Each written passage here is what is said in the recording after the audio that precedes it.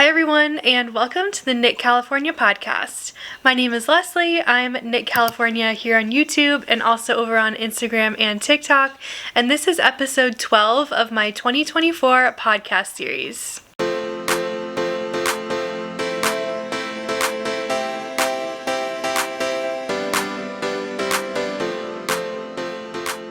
Today is Sunday, April 14th, and I don't think I have a lot of new updates to talk with you about today, but I do have one that's pretty exciting, and that's where we're going to start. My pattern for the Knit e-reader cozy is launched yesterday. It is live out in the world and on Ravelry, and I'm so excited to tell you about it.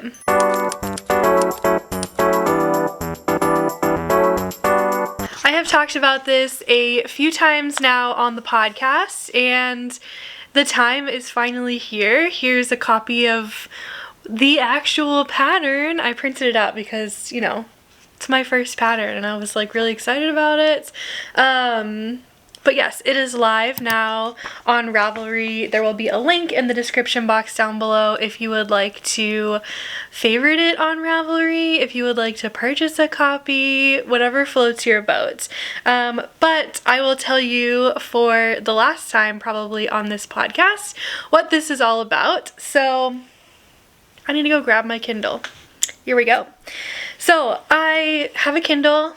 I don't have a case on it, and I have been traveling a lot relatively frequently this year, just throwing this in bags and hoping it doesn't get scratched.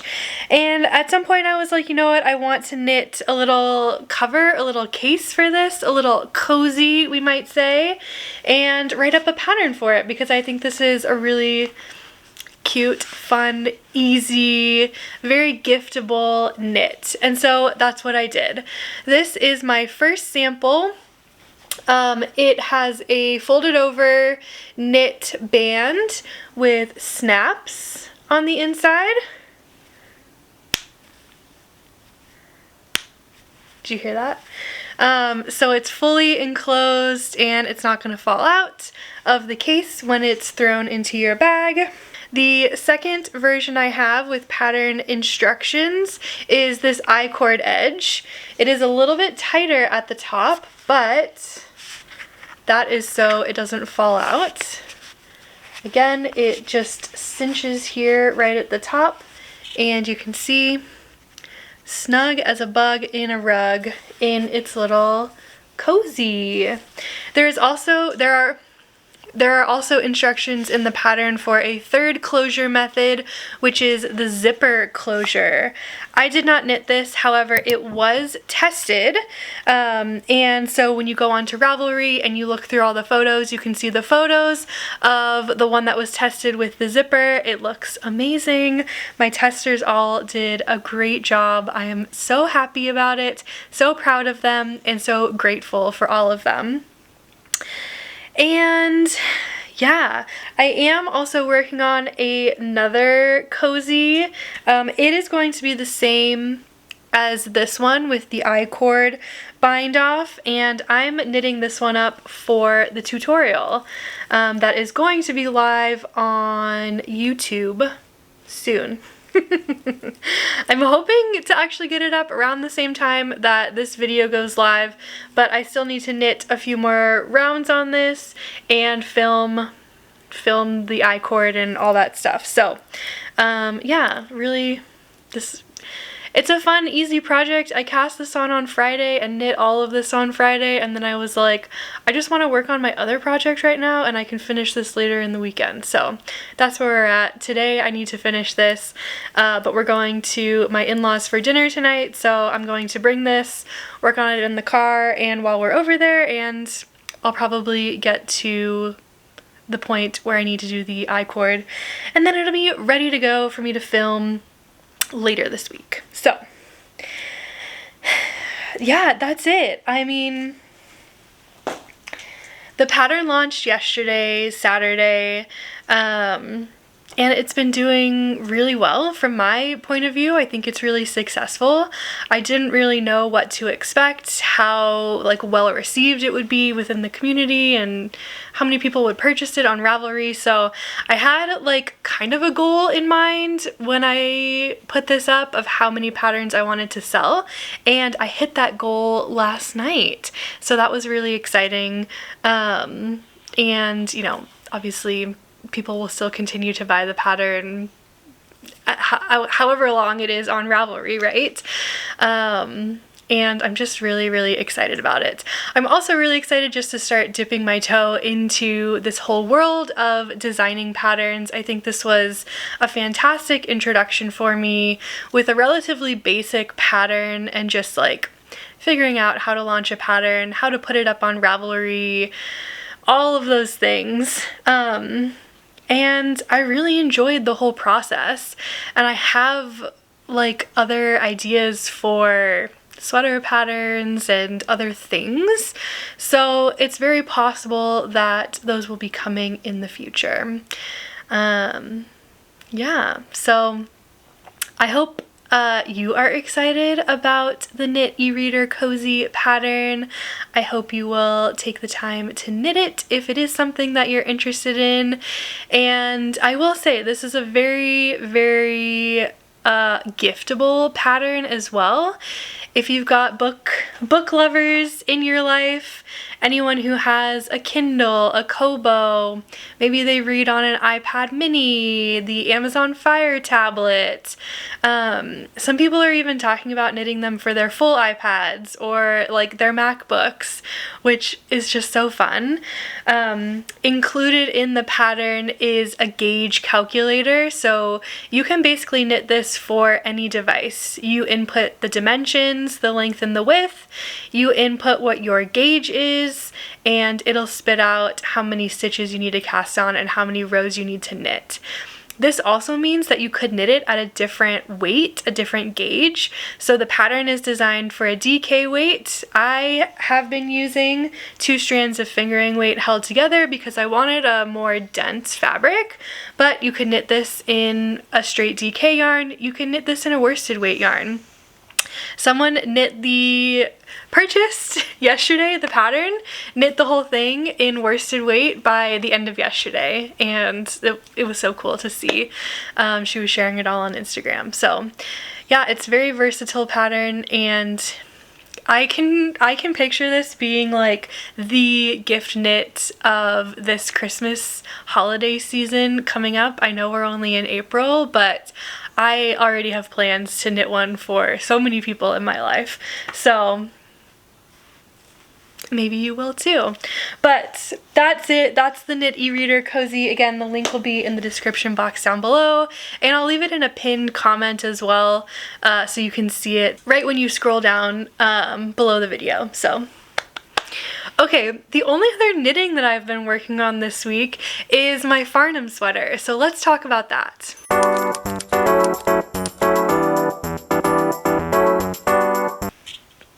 I still got it. This is one of my favorite bags still right now. I just love that it's a huge bag. This is from Kettle and Hearth, and it's got this long shoulder strap, so it makes it super easy to carry it like downstairs.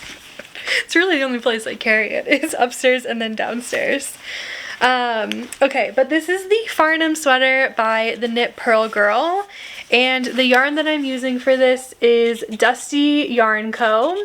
in her classic alpaca sport base, which is a 100% baby alpaca 3-ply. The purple yarn is called Shook, and the white is the colorway Baby Beach.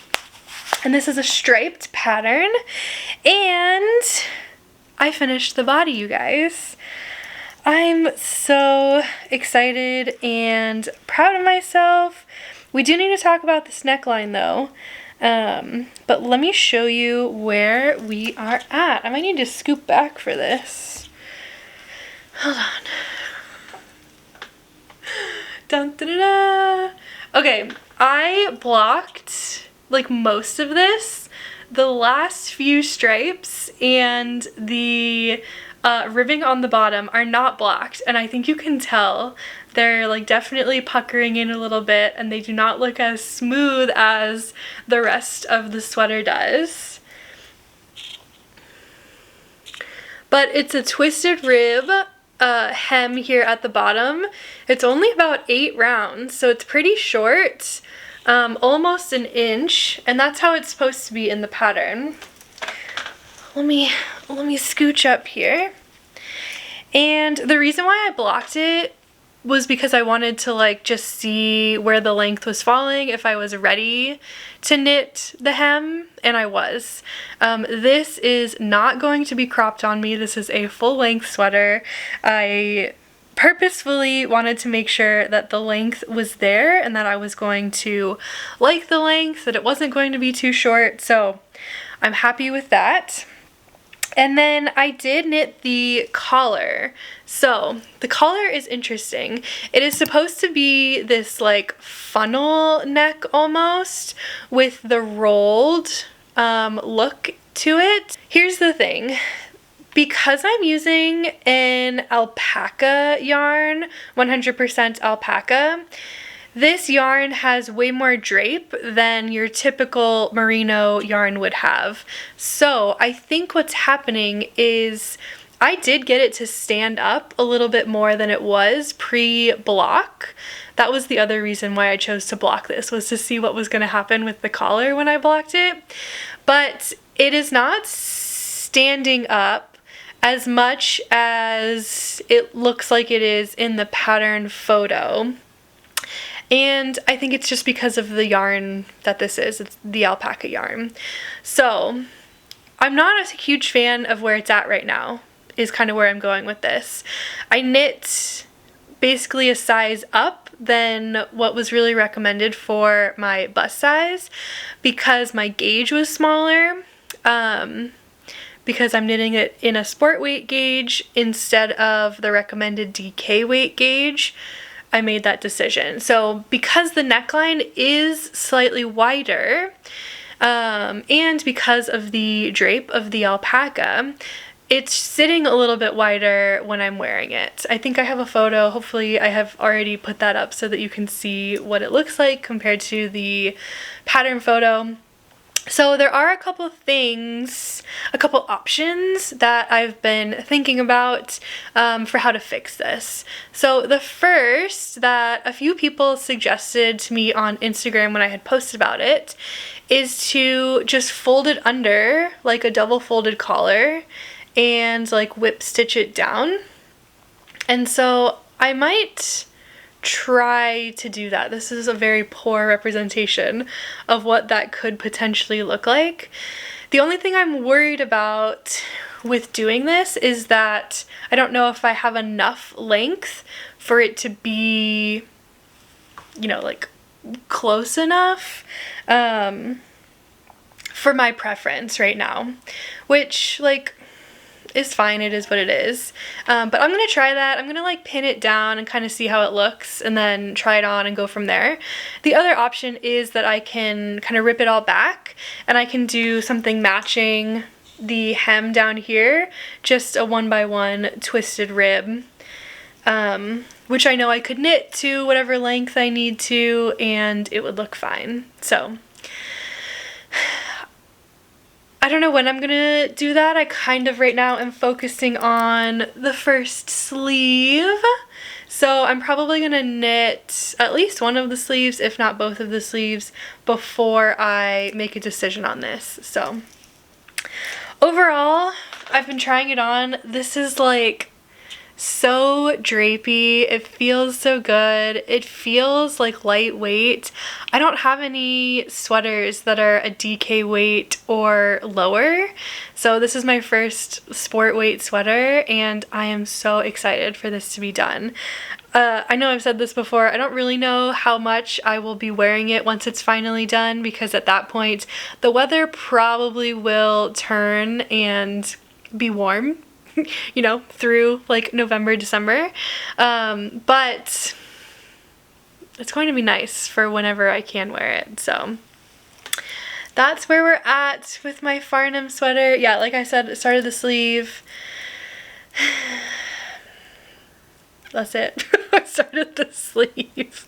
I'm only a couple inches into it, so not super exciting. But I will, at this point, put my progress keeper back on it. So next week, if I work on this, we can see how much progress I've made in my little sleeve here. All right, there we go. Is she on? Yeah, okay. She's there. I don't know. You can't really see her. It didn't focus. That's okay. All right. We're like 15 minutes into the podcast, and that's all the knitting that I really have to talk about today. I did want to talk about my spinning from this week. So let's get into that.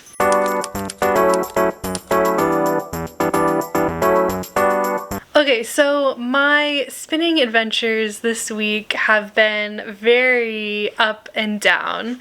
I did start a new notebook spinning diary for myself, so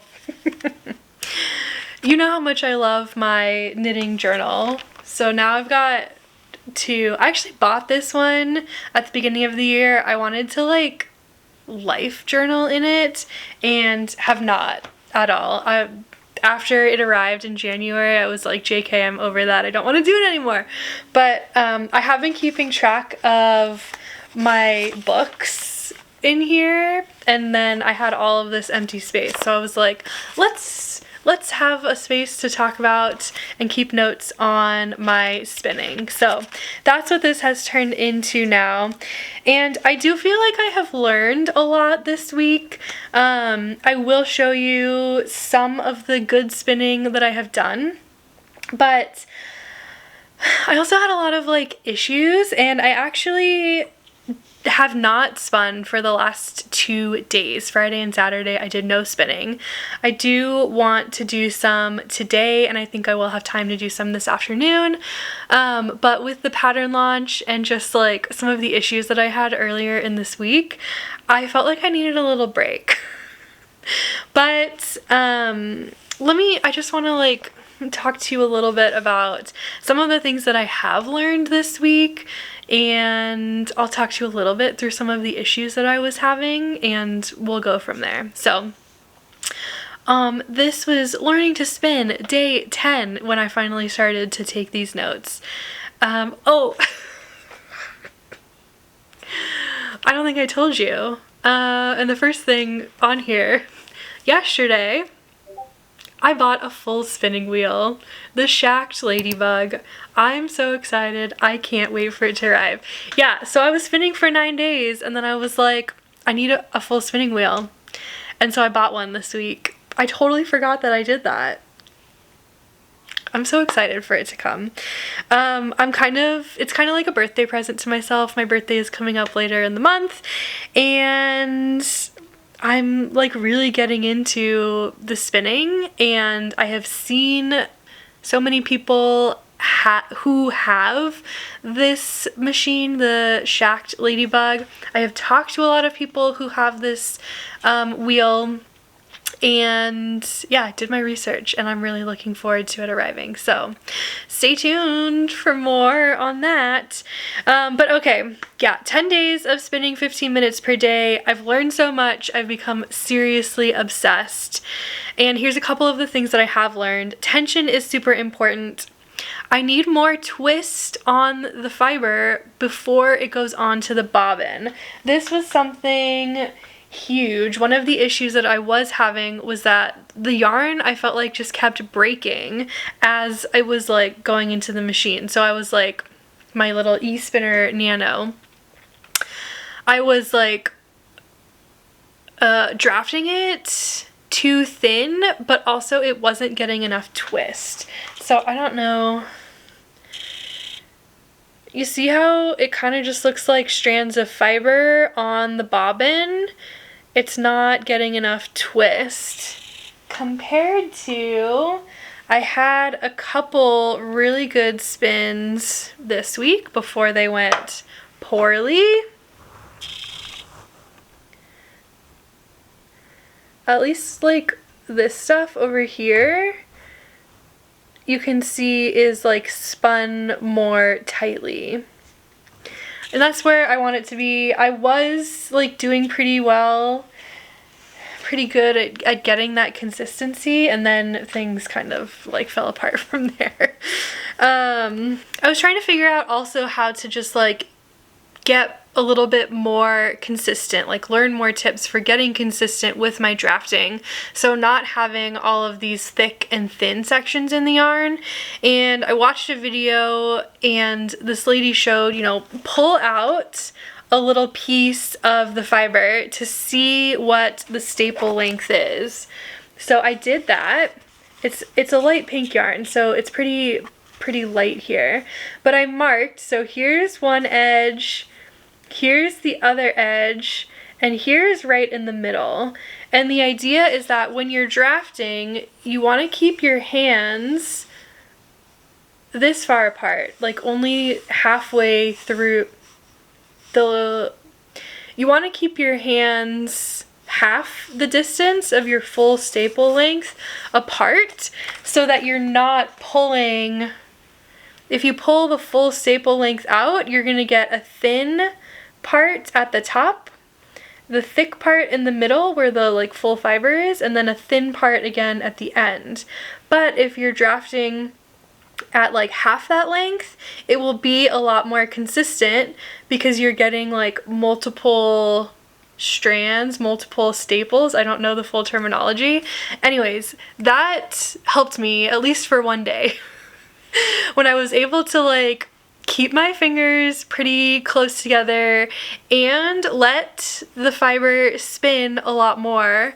I did so great that day. And then the next day came and I didn't change any settings on my machine, on my little Nano, and it wasn't working. The fiber was not going onto the bobbin just at all. It was just spinning. It was getting twist.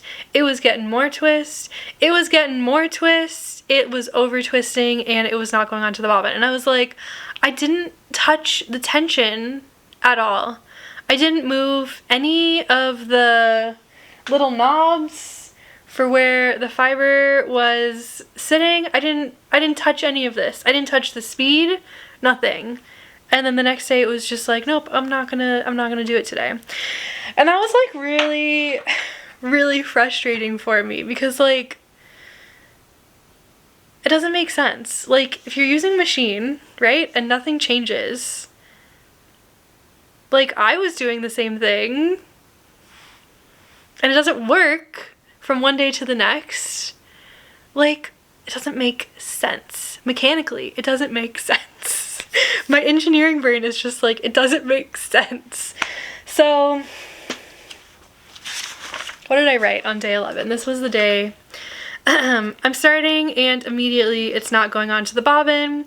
Why does it do fine one day and then it doesn't work the next when nothing has changed? Ugh.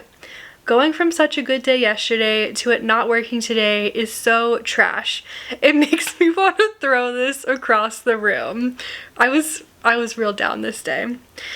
I took it all apart and I reset the tension band, tightened it a lot, and finally got it to work a few. And then I was able to get, I don't think my twist is as good. You can see this section right here. It looks thicker. I know my yarn coming out was thicker versus thinner. It looks like maybe it doesn't have as good of spin, but it was over twisting in some areas. But at this point, I've talked to a few people and they're like, over twist is better than under twist right now.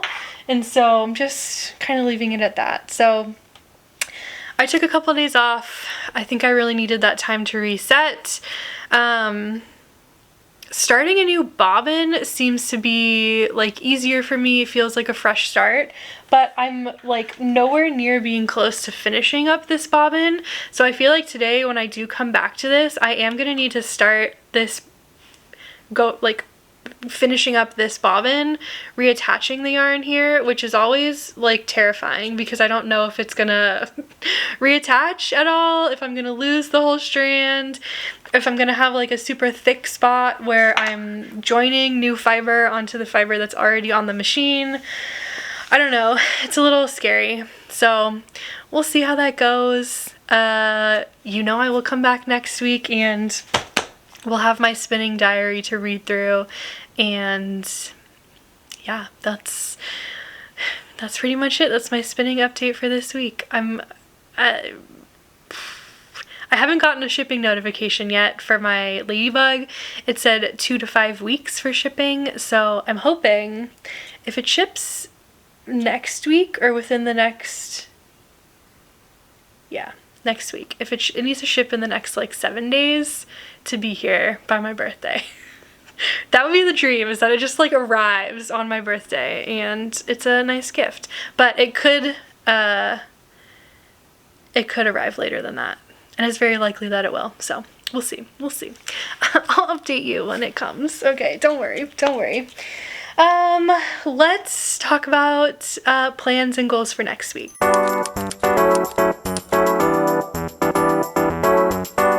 So the big things that I want to work on next week, I need to finish my sample for the tutorial of my knit e-reader cozy. That will be done off the needles.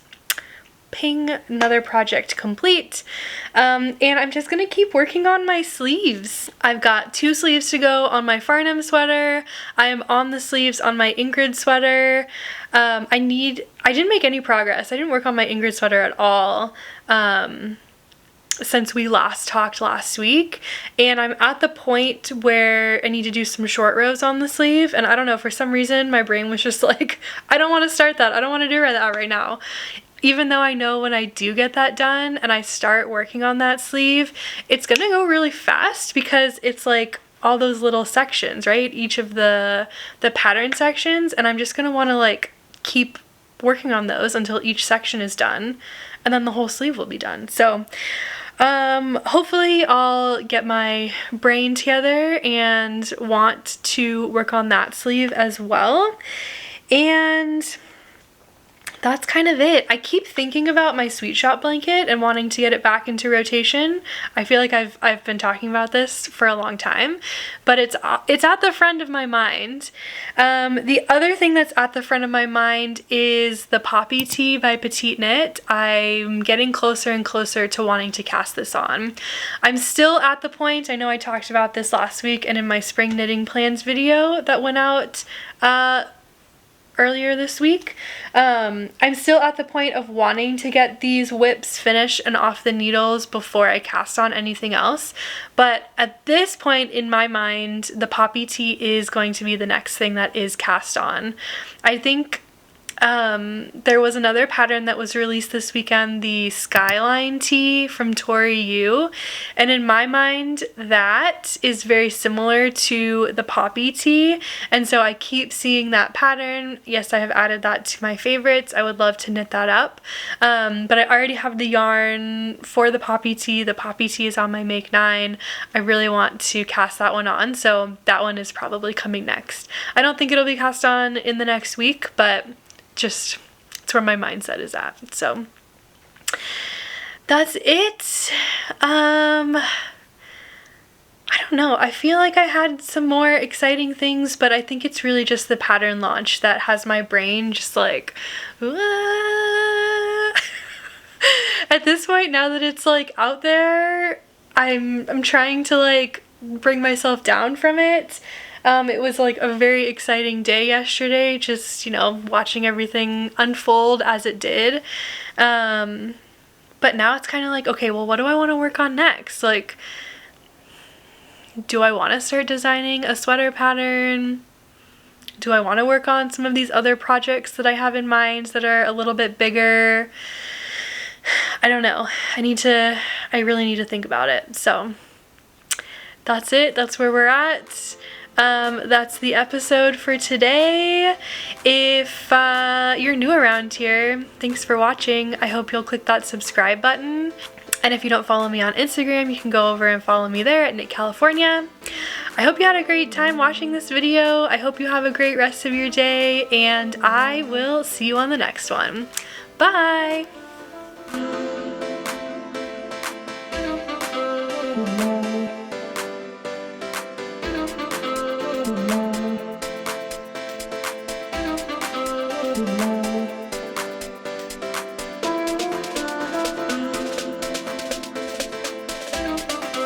Mm-hmm.